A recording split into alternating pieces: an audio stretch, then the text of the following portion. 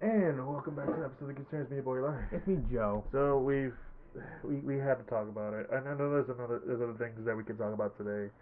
Yeah, We could like talk about nine, yeah, we could have been talking about X-Men '97. which is really good, guys. Go watch that. But apparently we decided that since it is, Granted, it is one of our most watched videos on YouTube. yeah, uh, you know, our you will we're coming back to an old favorite, I guess you want to call it that. Yeah. We're gonna be talking about Halo again. Paramount Halo. Second season just wrapped up as of recording. Yeah. We obviously we haven't really been like keeping up to date in terms of like putting episodes out for each episode, but we're pretty much gonna be talking about like I mean, part of it's also because the new schedule we have it for now. yeah, we've been doing bi-weekly stuff, but the point is that we're gonna be talking mainly just how we feel about the second season, just Some of general, the changes. yeah, just general stuff. Not like a full in depth, but we're definitely gonna give our thoughts about the season as a whole, Yeah. and just our like, And I'm willing to go deep into why I feel like the way I describe it is probably the best way to describe this show as a whole. Because for me, as a longtime Halo fan, I've played almost all the games, minus some of the spin-offs like Spartan Assault and some of the other smaller title ones that aren't in console, right? Console or PC at this point. I guess I played 1 through 4. I mean 5 and then Infinite, which I still enjoy. I still enjoy those games. As some are varying quality, sure, but I still enjoyed those games. Even the story. 5 might not have the best story, but I still had some fun with it. yeah, I mean, obviously, I think I'm definitely into the Halo universe, definitely a lot. A lot more than I am. Yeah, I went out and read books and stuff. That's how big I was into it. Uh, yeah, like I definitely have some strong feelings about this show. Um, Yeah. so I mean, I think it's best if we start off with something good. I still feel like the acting is one of the better parts of the show. Granted, some of the writing and dialogue aren't that strong, but the actors really pull through, especially the actress who plays Kai, the actor who plays the Oni guy. What's his name? Ackerson. Ackerson. I think he's really good. He's pretty good. Yeah, for he gets a lot to do more or less. Mm-hmm. You get to sort of have an interesting side to him. Yeah, Right? yeah, and no, no, I have no issues with Pablo Schreiber as Chief. When he's in the suit, because I think he can really do Chief really well if they just keep him in the suit. But whether it be he doesn't want to or the showrunners don't want to, whatever. I think he does a really good job as Chief. Obviously, the standouts are Vanek and the actor who plays Captain Keys. Um, everyone does a great job, and I think that's one thing that you kind of have to give the show credit for, despite how you may feel about the writing, some of the dialogue. They come and put it there in a game. Yeah, I definitely agree. Especially Keys' actor, who I definitely want to try to look up as soon as possible. Yeah. Like when given opportunities, a lot of these actors can give very good performances, and you can clearly tell like they got some of their A game on for this stuff, right? Um, but yeah, I definitely do think. But when you have a very shoddy writing, right, it's sort of like Mm-hmm. it's hard for a performance to. It's hard for some actors to get that writing across and make it good. And Yeah. there's very few, I would say, actors are able to just take very, uh, Okay. very bad scripts Yeah. and turn it to be decent. I can't think of any off the top of my head. Like I guess, would you count Raul Julia in the Street Fighter movie? Oh, I would definitely count Raul Julia as he made that movie. Like everyone else is just kind of and phoning it in, right? putting in, but that man was like, "This is gonna be like one of my last movies, and I'm gonna give my fucking A game. I am dying of cancer. Yeah, it's for the kid. It's for my kids. It's for my kids, Yeah. and you know, we all love them. How often, like, we play fighting games? How often do people who play Street Fighter always quote my man? Raul Julia. Yeah, Yeah. just that one line, like, it's so good. It's such a corny line if you think about it, right? Like, for you, that was the most important day of your life. But for me, it was It's Tuesday. It's corny. But it works. It works so well. Like when you really think about it. But yeah, no, that's one that I do agree. But yeah, the actor for Keys was really good. Like he went in his last episode. Spoiler alert. Yeah. Well, I mean, it's been definitely a couple weeks since that episode, Yeah, right? yeah. Yeah. So I feel like we'll get in. You can definitely talk about a little bit about it. Yeah. He stole that scene, man. He embodied Keys so well. Mm-hmm. Because Keys is he's kind of a badass. Yeah, like he's a bit of a badass. He's very much like, he's a commanding officer that's willing to, be on the front lines with his Marines and stuff, right? Yeah. Like you get sort of words of wisdom and all that stuff, right? Yeah. He's very good at motivating his troops and stuff, right? That's exactly what the actor's able to convey and stuff, and you're just like, oh yeah, I would follow this man into battle. He encouraged me to go pick up a assault rifle and go at it. Yeah. Where the Covenant at? But yes, he definitely stole the show. While this may be a mixed bag, and I am in that camp. This is a mixed bag. The fact that I feel like in this season they try to do at least a little more lore accurate stuff, even though it's supposed to be like its own take, and whether or not they execute it well, that's kind of depending on who you are as a person. I feel like it at least tries to be a little more closer to that lore, but trying to do it in a way that's fresh and new. Some of it works, some of it doesn't. Right. Right. So I think that's a positive I'm giving out. Do you have anything positive to say? Yeah, I will say that. I think a lot of what I think I have praised from like the first season is somewhat still there, right? Like just in terms of just how how the weaponry would work, right? Like the Covenant stuff, especially, like that's always kind of neat to see. Like just see like, oh yeah, no, that would be sort of like horrific, to deal with. Obviously, I think the set designs and all that stuff, and costuming has always been good for the most part with the show. Like it definitely has moments of like, okay, yeah, no, that's a, I can see that coming out of Halo, right? Especially the Forerunner stuff.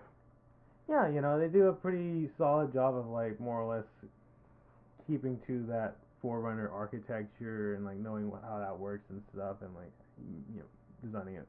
In terms of I guess other positives, I mean, yeah, I guess the action sequences can be very compelling and stuff. Although I feel like I've noticed in this season more than like the other ones where it feels like there's a lot of like seemingly shaky cam and like also like I'm pretty sure they're not supposed to be like one shots, like a one take thing, but they definitely seem to edit it like it's like a one take thing, and sometimes like that whole sequence during the Fall Reach episode where they're going through that building. Yeah. Like it definitely there's a part of me that feels like it's trying to be all in one take. Yeah. But like it feels like there's moments where it does the shaky cam thing, I guess to like hide edits or whatever, So which aside from some of the how it looked, it was a daring attempt. I guess we gotta go ahead and just take the grunt out and just go for it. Rip the band-aid off. You rip the band-aid off. Rip the oxygen mask off that grunt. That's a Halo lore joke. Um, where, where do you want to start off? I mean, where to begin is the real question. Obviously, I think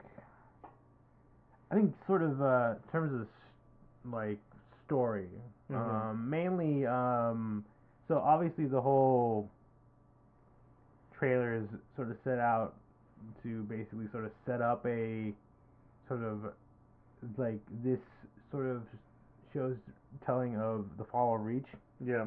which if you don't know in terms of Halo lore, that's sort of like it's like one of the big sort of like events within the universe of Halo. It pretty much sets up Halo like the original start of the game because um, in that game the Chief and like this one ship, the Pillar of Autumn, have escaped Reach after it was destroyed by the Covenant. Like it's one of like the biggest like outer like inner colonies of the UNSC. Like it's sort of seen as like a second Earth basically. Like Yeah. it's just as important as Earth, and the whole fall of Reach is just kind of like a like sign to the UNSC of like holy crap. Like before most of the Covenant conflict was in the outer rim colony planets, Yeah. right? Like the Covenant hadn't gotten into the inner you know colonies, but this the fall that moment sort of sets the stage of like we're like now If we were like kind of in a state of like maybe we can still have a chance to win, but now we're like they're getting close to Earth and if stuff, and I it's were to getting compare bad. it to something that would make sense, right? This is one for the anime nerds out there. It's like when they broke the first wall in Attack on Titan. It's like, oh, they can break through a wall. It's that kind of moment. It's like, oh, they're if they can do if they take out Reach, then it's only a matter of time before Earth is next. That's kind of thing because not only is Reach it's literally a home to a lot of Spartans. It's the Alamo of the Halo universe, really, and it's the biggest resources the UNSC or even Earth has because it's a planet that's was it how big is it? Like 4 times big as Earth. I don't know off the top of my head Yeah, that sort of yeah, information, but it's a strategic. Not only is it like a strategic sort of position, it's also just like like yeah, it has a lot of importance. Like I said, it's like a second Earth basically, right? mm, In terms of like a lot of people call it home. It has a lot of all this stuff to it.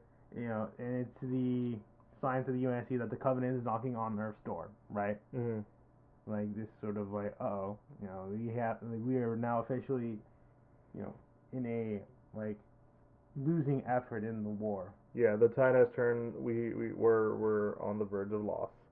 Mm-hmm. So obviously, knowing that that was going to be a thing in seemingly a thing in the season, it's like okay, um, that is going to be interesting. That's you can get a lot of emotional stuff out of that sort of storyline, and unfortunately, They it really don't. that pretty much the Fall of Reach is only basically just one episode, right? Like it's just all contained in an episode, and maybe And it the feels like they just lost the city, not the planet. yeah. I mean, we get shots of the Covenant glassing the planet Reach from like space and stuff, Mm-hmm. but yeah, I think that's sort of honestly like and I think one of the common things so far coming out of this show is that apparently that the second season didn't have a whole lot of budget compared to the first, from what I've been hearing and reading and stuff. Yeah. So like that sort of is sort of like given as I wouldn't say excuse, but more like an explanation as to why certain Yeah. things like say I guess Chief not being in his armor as much in this season, or why the Fall of Reach is only like an episode. It's because we had only this amount of budget to work with, and we really couldn't do what we really wanted to do with our story in this sort of way, right? And it clearly shows, and you kind of just feel like, well, because it's a very missed opportunity, because obviously, like I said, the Fall Reach is an important plot line in the Halo universe. I mean, heck, you have the prequel book that goes by the same name. Yeah. That has sets up John's whole backstory and all that stuff, and you even have the game Halo Reach. Which is still like one of my favorite like Halo, not just the Halo game, but just like one of my favorite games in general. Because like one of the things I remember specifically from that for that game was the promotional material, like because you were coming to me as like, man, this is such a missed opportunity. They could have just focused more, especially if they had a low budget. They could have just focused on more, you know, on the people of Reach, on how this is a home to people, and that immediately reminded me of one of the promotional like stuff for the game was people just living their mundane lives in on Reach. The like there's one where this couple is thinking about leaving the planet, not because of the Covenant, because like you know they can't. I guess they can't afford to live there anymore. Yeah, it's the I believe Remember Reach sort of ads and stuff. Yes. Yeah, like it's just showing like the day in the life of various different Yeah. people living on Reach, not just in one city, but like all around the planet. Yeah. Which I think is probably maybe something. Another thing is that Reach is like more or less just focused mainly on just one big city. Yeah. Like literally just called Reach City, which I mean, Sure. yeah, it's definitely a bit uncreative. At least, because in the game it was New Alexandria, right? Well, yeah, that's one of the cities they talk about. Yeah. You're in Alexandria. I mean, I'm pretty sure there's other places that are mentioned. I mean, like heck, in the game you even see like various like where you are. Yeah. They'll talk about like, oh, you're in this region of the planet Reach and stuff. Which I mean, like, I think that kind of like shows the difference between world building in these shows, and in the show and at least the Halo Reach game. Yeah.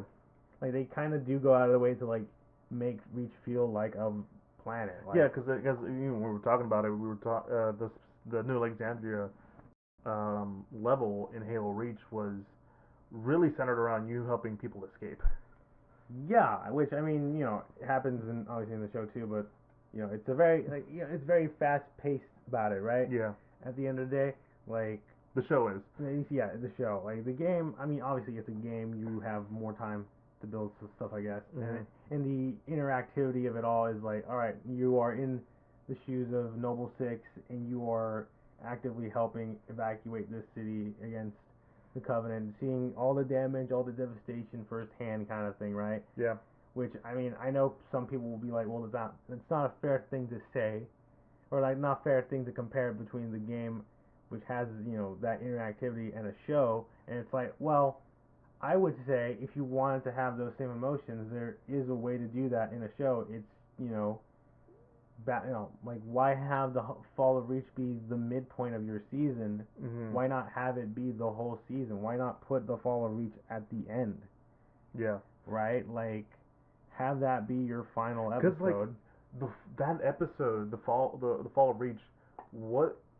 Because a lot of people got a chance to watch the first 4 episodes. That's where a lot of the early reviews were coming in. Was from those first 4 episodes, and they touted like the 4th episode is such a good episode, and I agree. It's like probably one of the better episodes out of these 2 seasons, and it does a fine enough, not a perfect job of representing like the Fall of Reach, right? But the fact that it's still 1 episode just kind of hurts it. In as a whole season, right? Yeah, and again, it's like I said, like there's a lot of emotional weight you could have put on this moment. Like I think I mentioned it when I was talking to you about it when after I finished watching the episode. of like, you know, yeah, let's have, because we already have like some characters you already know that like our main cast sort of talks to. There's Perez, you know, the corporal that Chief saves. We meet her family and stuff. There could have been more stuff with her family that we could have seen. Maybe like develop them more. Um, have some random side characters. Like if budget was a real concern, I mean, you could just reuse a lot of those sets and just have just a, I know you would call it like a filler episode in an anime or whatever, but just following again like the daily lives of some of these characters and just set up the tragedy of it all, right? Mm-hmm. Of you know, when you get to the fall reach, we see some of these characters we met. And You know, granted, we have some of that, but like fully expand on it is would have been great. We have the former blind Spartan and his husband, yeah. which I'm like I liked those two. They were cute. Wish you could have seen more of them, right? Yeah. And more of their interactions instead of just having them be kind of just there for a bit, Mm-hmm. right? And especially since you're establishing what was her name, the other Spartan girl, Riz. Riz. That was a perfect moment for her to like help find try to figure out what she wants to do outside of being a Spartan and all that stuff. And like we're speaking from like what's the word it's from hindsight, right? Yeah. We don't know how the development was. We don't know anything about like how everything was written. For all we know, they're like, okay, we need to rewrite a lot of this stuff. We need to put more this, and that because the first season was kind of critically panned by not just audience, but from like fans, obviously. So I can't, I could say you could have done this, and that, but I'm not in the room, right? And that's something I want people to remember. We can keep saying this, and that, but we're not in the room, and we don't know what's going on with these writers, or stuff that's going on that makes it much more difficult. Also, remember there was a writer's strike not too long ago. Yeah, I mean, I guess I can, yeah, but so far as I'm aware, that this show wasn't really affected that much by Mm-hmm. it, because I feel like the show was already in like post production by the time the writer strike happened. Yeah. But maybe you could argue that knowing that a writer strike was coming soon, they decided to get out the main beats of the story as fast as possible so you can get filming, done basically, Yeah. right? Um, but yeah, that's sort of where I lead to, because then obviously the rest of the season is sort of the aftermath, because obviously a big point of the show is Oni's sort of more involved in stuff, or I guess the ONI, as Atkinson likes to to call it sometimes. Which Mm-hmm. I mean, I think the only reason why we have that pronunciation is because in the real world we have stuff like the FBI and the CIA. Right? Yeah, you would call it ONI. Yeah, like You wouldn't call the FBI FIB. Phoebe, FIB. Phoebe. Yeah. Yeah, like That's a color. yeah, you mean cyan, right? Yeah, cyan. I was thinking of cyan. Sorry. But yeah, no, I mean, it probably annoys some people, but I mean, at the same time, like, yeah, I mean, to be fair, most other, a good chunk of the other characters just calls it Oni anyway, thankfully. Mm-hmm. But yeah, it sets up this sort of plot line of like Ackerson and pretty much the Oni in general being like, yeah, Reach is gonna fall. We're gonna just take whatever assets we can and Mm-hmm. just sort of abandon the planet basically, while whatever's left can has to survive, kind of thing. Mm-hmm. It adds this sort of like more of Chief versus not necessarily the UNSC, but Oni and all those shenanigans, because he feels hey, they're responsible for the deaths of a lot of people, and leaving us for dead, so I kind of want revenge. Mm-hmm. We set up, so they set up a whole operation to go to the planet Onyx, and they sneak into Oni, and just Chief gets revenge on Ackerson and Perengoski. And you're also forgetting the subplot of Soren and his kids. Yeah, Soren, space pirate, gets kidnapped by Ackerson, I'm guessing, because really that whole plot line is just weird. Yeah, it's just all kinds of weird. It's definitely like they wanted to keep Soren and Yeah. and his sort of plot line still within the story and have it make sense, Mm-hmm. right? So they set up him being sort of betrayed by his crew. sold, get captured by Ackerson, and then that sort of just goes. We don't see him for a bit until he gets to meet up with Halsey during the Fall of Reach and stuff. Yes, that way he's there. Yeah, it just so happens a way for Halsey to escape. Yeah, because obviously the continues the subplot of Soren's wife, trying to find him. She with the help of Quan. Yeah, with the help of Quan. So it gives it essentially sort of sets up this sort of way of like, so how will Chief and the rest of the team get off the planet? It's like, Soren's wife and Quan will show up in their ship to go pick them up because Soren's wife was told that he was sent off to the planet Reach as a prisoner and stuff, right? So all right, cool. We'll just head to Reach, pick him up, and and then they sort of get entangled in sort of this stuff too because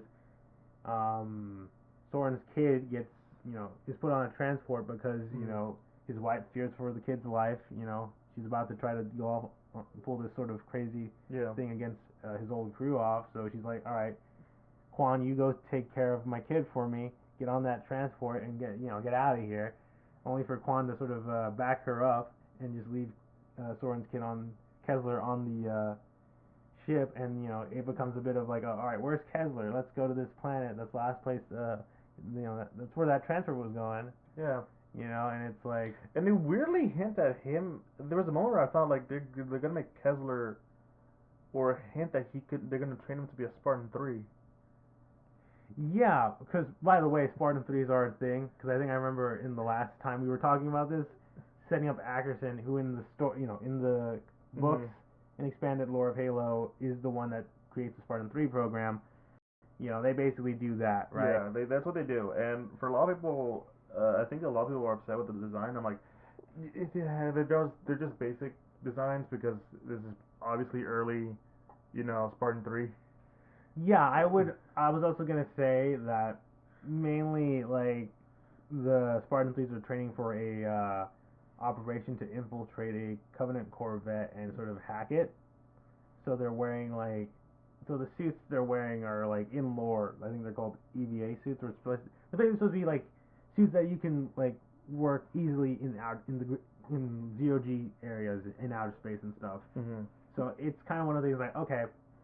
Yeah, I understand the suit. The suits look fine, but I understand some people being like, why do they all look like the same plain white stuff? It's like, well, they're all just a bunch of EVA suits. Yeah, they're all a bunch of just mooks at this point. They're not all like fully trained Spartans, but yeah, it does keep to a lot of how these Spartan 3s were kind of originally made as like kind of cannon fodder in a sense. Yeah, because they were never fully, The whole thing about Spartan 2 is they were a batch of kids, went through augmentation, training.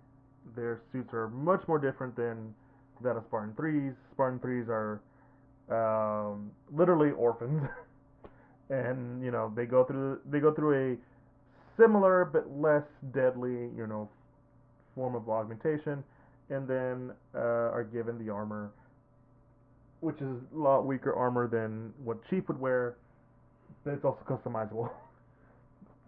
Yeah, like basically that was always the thing with the Spartan 2s is that they were definitely considered like the best, but the way Halsey had to get that stuff done was definitely unethical. Yeah. And, Ackerson's whole job, at least in terms of the books, was trying to make it more efficient. To get enough bodies out there, right? Yeah. For the war effort. It's the Spartan 3s are the mass production type. Well, I would say that, but then you have Spartan 4s. Fair. Because they are the true like mass production, I think. Yeah. Because at that point, when Spartan 4s were made, I don't think a whole lot of augmentations. At least no, barely any. It's mostly in the suit, right? It's mostly in the suit.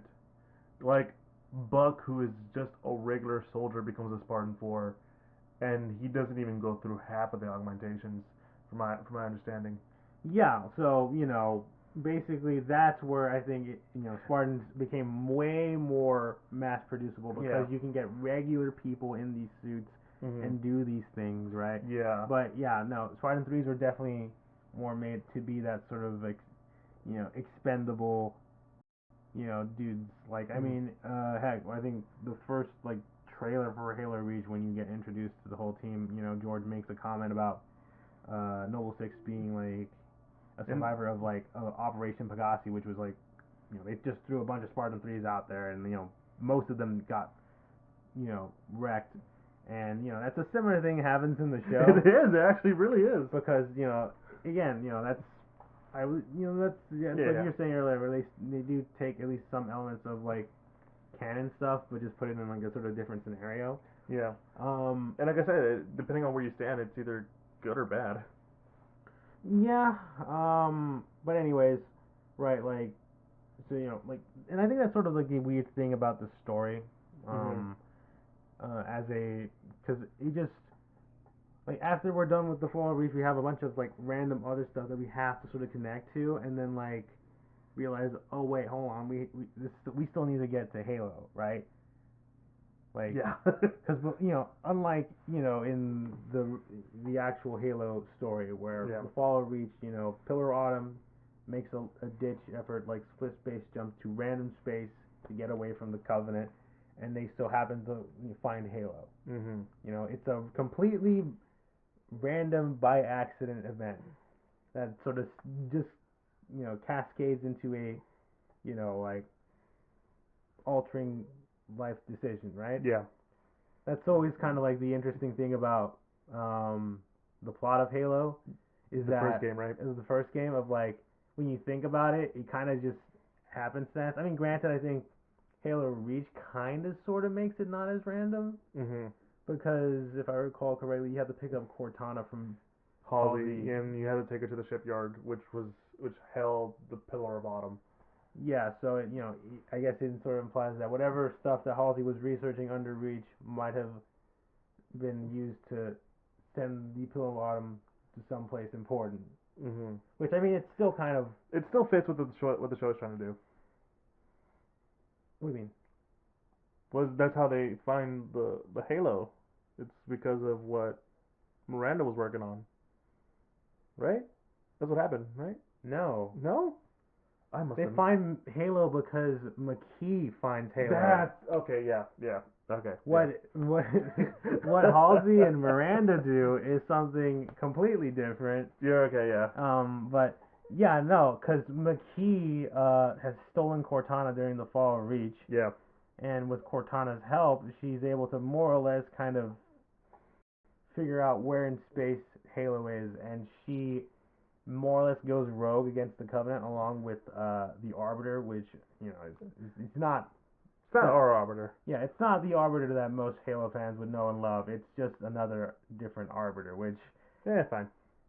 Yeah, it's something you can kind of live with, because like, there's always different Arbiters all the time. Yeah. Right? Because heck, I mean, friggin' Halo Wars introduced an Arbiter for the start of the for the start of the Human Covenant War, so like, Prophets will just make up random Arbiters, so who knows if we'll ever get to see like a proper like attempt at Thel Vadamine, the Arbiter that is most well known from the games, right? Yeah.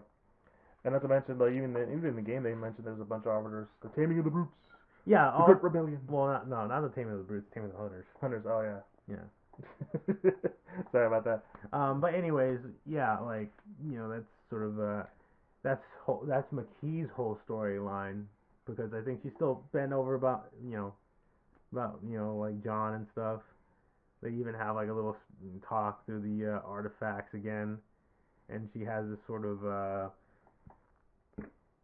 thing of we can't let the Covenant get the Halo, and we can't let humans get the Halo. It has to be us, you and me, John. Together there, we can make the perfect society, all this stuff. And, Master Chief is just like, no, I can't, no, I don't trust you. I can't, How many times have you tried to kill me? Yeah, it's just...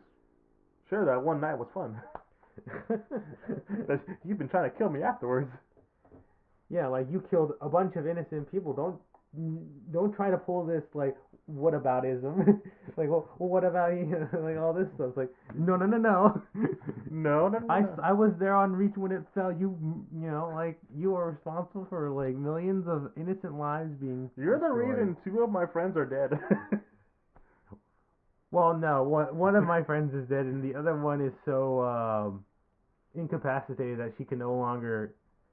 You're Uh, forgetting keys. oh yeah, I forgot. I got keys too. Yeah, you're right. You're right. Well, yeah. Point is, it's like, yeah, you killed two important people in my life, and like, yeah, I'm not cool with that. Yeah. So basically, yeah. So Mhm. as McKee's like has found Halo, a good chunk of the Covenant fleet pretty much follow her because it's like, hey, what the Yeah. fuck? Mhm. Where you going, right? Yeah. And so that leads because Cortana, as we learn, I guess, like half the reason why John is able to like be alive after the whole Yeah. end of the first season thing is that Parangovsky, I guess, cut a deal with Cortana, Yeah. to, like help him out, and so she basically became sort of like her mole, being able to track these Covenant ships in this Yeah. way. That's Like how this they find whole out about Halo too. yeah, because she tracks that ship, all the other ships, and it's like there's an anomaly in that space. I don't know what it is, like a black hole or a star or something. It's like that's no black hole. It's the Halo. Halo. Yeah, so she decides to go ahead and do this whole crazy suicide run with all the Spartan threes, just sending one wave after the other. Yeah, and granted, the weird thing about it is this, even in the original game, and it's kind of hard for us not to compare it because the way the original game sets it up feels a lot more majestic and otherworldly. It's like it's this really weird construct. We don't know what's going on, and as we further explore it, we're like, oh, this is a weapon. But the Covenant see it as like their a religious artifact. Here they already figure out it's kind of they assume it's a weapon. They don't know what kind of weapon. Well, yeah, I think that's sort of one of the bad writing flaws of it, right? Yeah. Of like having it like established early on that Halo is a thing, the Covenant want it. We assume it's a weapon, so we have to get there first, Mhm. right? Halsey has this thing of like, oh, it's will push us through human evolution and stuff. That's why we need to get the Halo, John. Um, Parangoski's like it's a weapon. yeah, Because like, and this probably is because of the budget constraint. We don't really have much of the Covenant, you know, side story where they have to like. I mean, McKee makes note of it, yeah, but there's not really much of the conversation of them viewing it as like this holy religious like only in the first season, really. But then we don't get much else of the prophets, and we don't even see any prophets. It's only just the it's mostly the elites. yeah. It's honestly mostly the elites. We get to see some jackals during the Fall Reach. We get to see one like brute. No grunts, honestly, which is interesting because the last season we get the whole plethora of Covenant Yeah. aliens, right? We get to see some grunts, we get to see some Did we see jackals. hunters last season? We got to see the hunter worms, but not hunters proper. Oh, okay. Remember Okay. that whole Yeah. bit where she invades that ship and there's just a bunch of giant tentacle shit going on? Right. Those are the Right. hunter worms. Yeah. Yep. Yep. Which I mean, Sure. it's interesting to see. We saw a wraith this season. Yeah, and a scorpion tank. Yeah. Which I'm like, that's pretty Halo. Yeah, but like It's not enough. it's like you're trying to jangle you're trying to jangle your keys like I'm some sort of toddler, but I'm like a fully grown adult. That's not gonna work on me here. No. Just No. because you have a scorpion tank in the there in the fight doesn't make me like go, oh my god, it's the scorpion tank. I'm satisfied. What you should have done is have Chief write it and some random Marine go like, tank beats everything. Yeah, or do a funny bit of like Yeah. Chief being so strong he just can flip over this tank. That would have been cool. Like, and I think I mean, granted, the show is definitely taking a bit more of a serious Yeah. tone to it, which is fine. That's perfectly fine. Yeah, no, because let's be honest, a lot of people always kind of wanted that serious vibe of Halo. It's why I think a lot of people really like Halo Reach in general too, Yeah. and a bit of ODST. Although Mhm. ODST has its moments where it can do light hard moments because to be fair, you got Nolan, not Nolan, um, why am I forgetting his name? Buck, Romeo, Dutch. Yeah, I'm talking about the actor though for the Buck. Oh, Nathan Fillion. Nathan Fillion, that's what it was. Yeah. Yeah. You know, you got Nathan Fillion there. You gotta have that charisma, the charm, right? Yeah. I was thinking of like a Dutch when he was like, Lord, tell me I'm not gonna fly anymore, as like the thing that he used to jump off The ghost or whatever, yeah, right? Or whatever whatever vehicle you used to jump off. it explodes and it's like, thank you, Lord. Amen. Yeah, you know. So yeah, that's definitely an interesting thing. But also, I think we mentioned earlier, right, Yeah. of Miranda and Halsey And Quan. and Quan, you know, Somehow still there. yeah, having her own bit of a storyline, right? Um, I'm, I'm not gonna lie. Dude, this time, granted, because I think it's because in last season she was very one note and angry teenage girl, and not in a way where I'm like sympathetic. In a way, I'm like, please just shut up. yeah, Here, like, okay, she's a little more mature. She's a little more reserved. She is very confused as to what's going on for her. yeah. To be fair, like, a good chunk of the other cast members are just like, what the hell is going on here? Well, you know. Oh yeah, no, we were laughing at the Soren's wife. Yeah, just like, what the hell are you even talking about? Yeah, because they were like, no, this is our son's moment to find himself. He's got to fight through this. And he's like, the fuck are you talking about? That's our son. You know, like, yeah. But anyways, Miranda and Halsey have this weird bonding moment of like, you know, of the Forerunner tech stuff. Yeah, because it's like, oh yeah, they're both scientists. Yeah. But yeah, Quan helps them out in terms of figuring out like how to open the door, you know, Yeah, and they find because she is the destined child. yeah, I guess. Sure. Um, you know, they open this door. It leads to a Forerunner like lab. We see what I assume is a dead Forerunner, right? That had to be a dead Forerunner. Like a mummified Forerunner. Yeah, that had to be a Forerunner. I Well, saw the 6 fingers. Yeah. That's not AI. They actually have 6 fingers. Yeah. I know some people on Twitter are like, it's just a fucking regular person in makeup and stuff. It's like, I mean, the Forerunner's always, I mean, even before like we got official like designs for what the Forerunners look like in like the Halo Legends shorts or whatever. They look pretty human shaped. Yeah. So it would not surprise me that like they decided to just go like, let's just put some people in makeup. Let's Star Trek it up. You know? Yeah. I mean, I'm not against it. Yeah, I mean, yeah, I'm not against it either. I mean, it feels like it makes sense. Sometimes practical is good. Yeah. But anyways, yeah, that dead Forerunner body was holding something. The whole place sort of collapses, and we get to see a bit of a preview of like this underground Forerunner system. Yeah. And Miranda and Halsey take this little black box thing or whatever back to the lab, and it turns out it contains something that should not have been set free. Yes, the hidden evil that was always in the Halo rings. That was like the whole purpose of their design. Yep. So basically, this whole final episode, I mean, we spent half of it with Chief not only just saving a bunch of the Spartan 3s from their mission and stuff, but also following McKee and just trying to confront her on Halo, which, I mean, I'm not going to lie, I was a bit surprised that we got to the Halo ring in this season, because I think I remember the first time we were talking about this season, I'm like, they're not probably even going to get to Halo. Chief's not even going to set foot on Halo this They season. literally wrote that scene to be like, fuck you, Joe. Yeah. It's like, all right, I guess you got me there. I'm eating my words right now. The B plot, obviously, is that, the Flood virus, has now been unleashed on the planet. Okay, do you want to explain the Flood virus to people who've never heard of the Flood? Yeah, so, the Flood is a sort of parasitic organism, right? Not much like a, like parasites. The simplest way to explain it. I guess the simplest way to explain it is that it's Halo's version of zombies.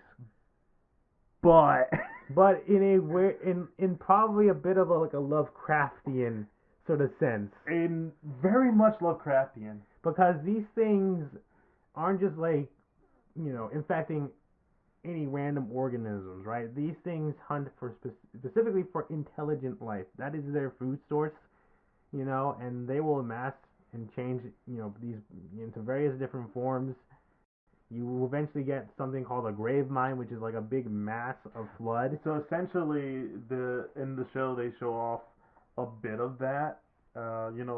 They make it feel very like Last of Us, which I understand why they would go that way because it was a hit show, Mm-hmm. and like it's almost similar where like they start growing stuff out of their body. But the thing about the flood is they have intelligence. Not only that, but like the flood not can even infect dead bodies Yes, as it can long as affect the living and and the the dead. dead. It can make the dead the undead. You know? It is horrifying. Yeah, and like And they can use guns. yeah, these aren't just regular zombies that will bite you and then you now get infected. They will also, like I said, use weapons. They can drive vehicles and get on ships and stuff. They are a truly horrific, intelligent virus thing that spreads across, that in the back in and the old days spread across the entire universe. and they can and like you were saying, they can combine, not combine, but they can like They will sometimes, form together to form a grave mine, which is like sort of like this weird giant like talking mass of intelligence. like full of like body, blood, bones kind of thing. Like literally, just look up that scene in Halo 2 of the grave mine. That's what you're fighting. Yeah, That's the flood, and that's a grave mine. That's not even like its peak form. mm. It, the flood is one of our favorite things from Halo. Well, I mean, yeah, because it in the original game like it builds that mystery up of like, so what's going on here, right? You have all these various different things that happen. Like you see friendlies on your radar screen, but you don't hear any communications. You see something different, but it's like there's a lot of build up to it, and you're like, what the hell is this? And it's like, oh Jesus, like all these flood things sort of coming at you, Yeah. right? Also, it talks. Yeah, no, yeah, it's definitely. Yeah, because like having known that in the scene where Quan is like somehow being saved by the ghost of some old lady from that first episode, Yeah. I was like, wait, is this the flood talking to her? No. No, I don't know what the fuck that was. Yeah, like it feels like it's some weird thing or something. Like I don't know. It's like I just don't get Juan's stuff going. It's so weird. Yeah, like it feels like she has some sort of weird supernatural power or whatever that Yeah. allows her to commune with some things or be Yeah. spiritually connected to stuff. And it's like, all right, we have enough. But to be fair, at least they show off in that scene that the flood, hosts have some intelligence. They're reacting to her. Yeah, yeah. But yeah, and I think obviously because of the budget of the show, we don't get to see a whole lot of. It just kind of just seems like regular zombie stuff. Which has upset a lot of people. Yeah, And I totally understand. we do get to see like some stuff actually turning into what you would call a flood form, right? Like Yeah. a regular flood form. So I mean, although the CGI on that not great. Not great. Not great. It's like it's it's worse than the Thing 2011 stuff, Oh, don't remind me. Yeah. It's worse than TV version of that. Yeah, Yeah. it's not great, but at the No. same time, No. I guess there's potential. There's potential, and honestly, I feel like the next season is totally dependent on, wholly focused on the threat of the flood. I think we might be able to come back from this show well. But the only issue I have with it, Yeah. obviously, is like we said, the flood is intelligent. They can use weapons. They can pilot ships in the regular Halo canon, Yeah. right? So normally a flood outbreak in the Halo games usually happens on a Halo ring, Yeah. right? It's the whole reason why the Halo gets destroyed in the first game because Mhm. Chief is like, nope, we can't let this flood get out of here. By the way, the reason the Halos were invented by the Forerunners, this ancient alien race, was because they could not find a way to kill the flood. They tried everything to try to kill the flood, but because And if you're thinking, well, why didn't they thought of it? That's kind of the whole point. yeah, their last solution was to build a bunch of Halo rings around the galaxy, which would destroy all intelligent life. By the because- way, they kept copies. yeah, they did keep genetic copies of various living intelligent species. That way they could repopulate. except for themselves. Except for themselves for whatever reason. But yeah, like like it sets up this whole thing of like the Forerunners left these rings behind because they knew of the risk of the flood, and the only solution they could come up with was to straight up nuke everything, basically, Yeah, because and restart again. the only way they could kill it was to like cut off its food supply. But that's intelligent life. Yes, and that's what makes the flood so interesting, right? It isn't like a regular zombie thing, right? That like most zombie things will just affect, things things get infected all the time, right? Yeah, It kind of just moves into various things. No, the flood specifically hunted intelligent life. it's it outsmarts AI. It corrupts AI sometimes. It it literally outthinks them. It's like this is what I'm and this is like my main thing with the show, right? And this isn't no bad to the writers, and I know they have at least tried to be more lore accurate. And it's kind of hard because Halo is a very like sometimes very dense sci-fi book or series. It's that if this wasn't Halo, if this is just like a regular television sci-fi show, I think it would have been fine. But nothing about it feels like Halo, right? Like the flood, as close as they can try, will probably won't end up being the way we always envision the flood, or like any of the things that they're doing. That's kind of the sad thing about this show. Like I think there's potential, yes, as its own separate sci-fi thing, not connected with Halo. Yeah, I think that's sort of where I kind of, at the end of the day, that's where I kind of stand too, in terms of, because it's clear that they at least understand a lot of, like it's like very clear they understand some various things about the Halo universe, right? Mm-hmm.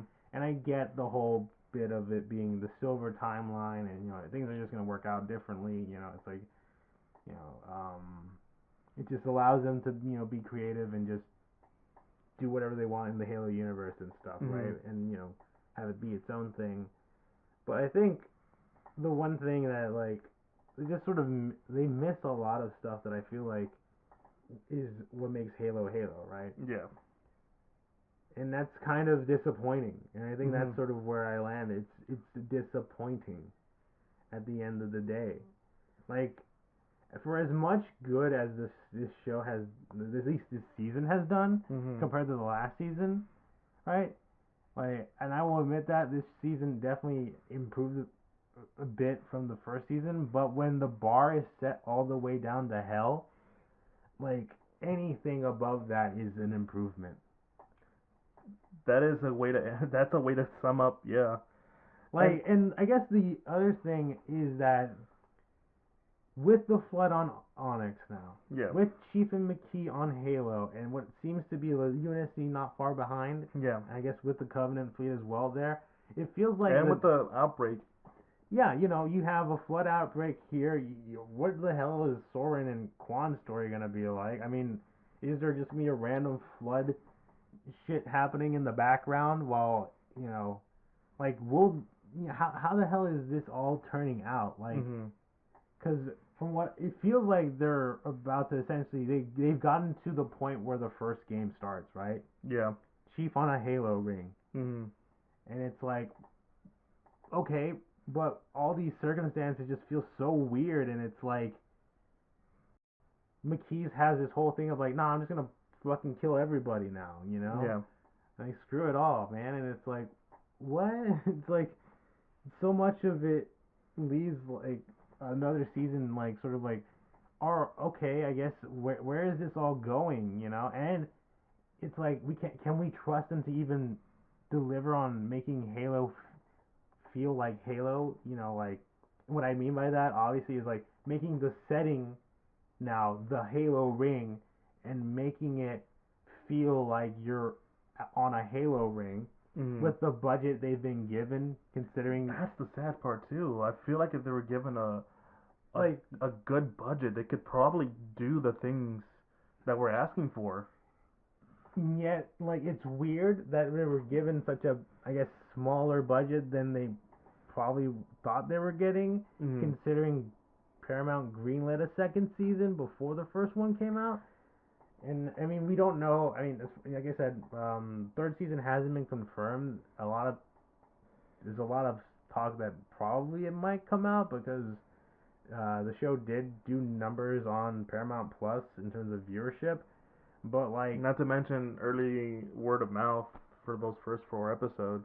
yeah, but like, again, like when it comes to streaming viewership stuff, like, I mean, Netflix cancels stuff that are popular all the I'm time, still upset about Inside Job, sorry, because that was like one of my favorite like animated projects that came out with in and it only lasted 2 seasons. it only lasted 2 seasons and it left it in a cliffhanger. Yeah, like, I mean, and that's Netflix, which probably makes way more money than Paramount Plus. What I mean, I don't know. Like, it feels a little weird, right? Mm-hmm. Like you're kind of just left to wonder, like, are we getting a third season? And if so, will they even get a budget to make it good? Yeah, because like you can play through the games and see like how the flood is. The flood is horrifying. That's body horror. And there's even with the small budget they had for do that sort of level of body horror, it still didn't hit. Granted, I'm not blaming the people working on it. It's more of like, can they deliver? And I guess that's sort of where I feel like we have to end it, right? Yeah, Like the season you know, as a whole is all right, you know? it's all right, and that's fine. I guess at the end of the day, we have to sort of accept the reality that this show probably will not be what most people want. At least most Halo fans want out No, of a no, no, Halo no. show, you know. Mm. And you know, but the sad thing about it is that all these changes, like there's so many things that they could have done that would probably have gotten a lot more, Good faith. good faith from the Halo fans. It's just the decisions they make and just the weird sort of changes they've done is just all kind, like I don't know. It's just it feels so off that like some of these changes just feel like they're doing it just to be different, Mm-hmm. but for that reason only. Like it's not like they're saying, oh yeah, if we make these changes, right, like we can Mm. tell our story a bit better this way. But some of it just feels like you just wanted to change it just to make a change, honestly. Yeah. And it's like that doesn't make it better. It just like or makes it make sense. Mm-hmm. We're just sort of like doing it just because we feel like it, and it's just sort of like, I mean, all right, I guess. I mean, I don't know. I still prefer what I've got here in the games. I mean, it's a lot more cohesive Mm-hmm. and well put together. Yeah. You know. Because like I doubt we'll get like the scene with the grave mine, or something similar to that in from Halo 2 where I don't think we'll get like fan favorite characters like Johnson. Sergeant Johnson. They still really needed a Sergeant Johnson. Yeah, because I mean, heck, we don't even have a scene where in the original Halo game, right? He's gets infected by the flood, and if you're really into the Halo lore, he's about to basically become a grave mine. Mm-hmm. That's because not gonna be. Because he was the one with the most knowledge. Yeah, and now we're not gonna get anything like that in the show whatsoever. Yeah, and that's like one of the most. Granted, the first game wasn't very emotional, but that's like one of the most like horrifying things you could see, because like he becomes this grotesque thing. That Chief has to like. I mean, Chief needs his like neural implants and stuff to Mm. help He figure he stuff. But you don't see it, but he smashes his skull in one punch. yeah, it's like he has to do what needs to be done. Yeah. Yeah. Even Cortana's like, we had to do it. It's There's like no other choice. it's like I'm sorry, Captain Keys. Rest in peace. I mean, he still went out like a badass in this one though. Yeah, we've heard. Mm-hmm. But yeah, it's just sort of like it feels like there's a lot of shaking up of stuff in this season for whatever reason, and you kind of just like, all right, what season 3 feels like? I mean, I don't know. It's like Yeah. I don't. I mean, ideally, for me, I think it would make more sense if they're gonna do the flood. Granted, this might cost a lot more because that's the reason why a lot of times they go with CGI stuff. Try to make it more practical, but that's You see, you say that, but now it's gonna be a monkey's paw where by Don't practical, say that. it's gonna be just a bunch of people in like dumb zombie makeup. We're not gonna get like a whole ton of different flood forms and stuff, right? No. None of the balloon carrier stuff. Oh God, that would have been horrifying to see in live action. Yeah. But I guess it's like I guess it's a good place to end it too. I mean, generally, I feel like the show is fine. Like I said, if it wasn't Halo, I think it'd be one of those shows like Battlestar Galactica or Stargate, where, honest, funny enough, I think we do need more sci-fi shows. Right now, it's mostly Star Trek, but we need like a little bit more, which I feel this could have been it, but it just doesn't feel like that Halo. I think it's fine as a show. It still needs work to feel like Halo. And I know that sounds weird for people who are like, you just can't accept change. I'm fine with change. I read fucking comic books. But whenever you change something, it still needs to be at the heart. What made you love that show? Mhm. That's really, I guess, where I end it with. And I don't want to end it in a negative way. I think the show is fine. It still doesn't feel like Halo. Yeah. Yeah. If you guys enjoyed what you heard, this is probably one of our longer episodes. Be sure to follow us on all social medias: Instagram, Facebook, and Twitter. We're most likely on Instagram. There you'll find a link to each of all podcast sites. We're officially part of like Apple Podcasts, Google Podcasts, Spotify, Pandora, and you'll find a link to YouTube for all you audio listeners out there who want to put a face to the voice. Be sure to like, comment, subscribe, and we have a Patreon for any form of support. And yeah, Halo. We could have been talking about X-Men 7. I really wish we could have been doing that. You know, all I got left is that I'm just tired, boss. I'm tired. All right, Michael Clint Darkin. Does that maybe Tom Hanks? Does it? Maybe. Maybe. Maybe. Anyways, guys, have a good one. It's been me, your boy Eli. Be Joe.